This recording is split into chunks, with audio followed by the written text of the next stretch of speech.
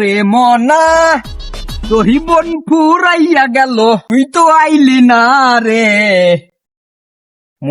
মুলির খেতে ভালোই জন্মেছি এবার মুলি। रुको जरा सबर करो।